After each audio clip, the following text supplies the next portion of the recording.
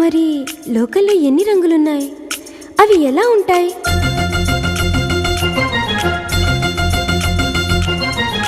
బుగ్గ మీద వెచ్చని సిగ్గు వచ్చినప్పుడు దానిని అడుగు, ఎర్రదనం అంటే చెబుతుంది.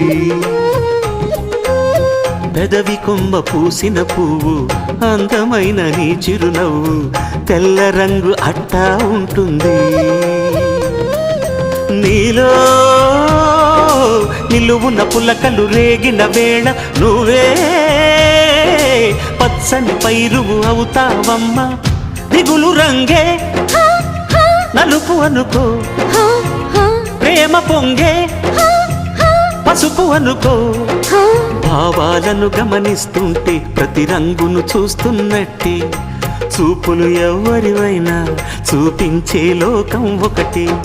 నేస్తమా ఇద్దరు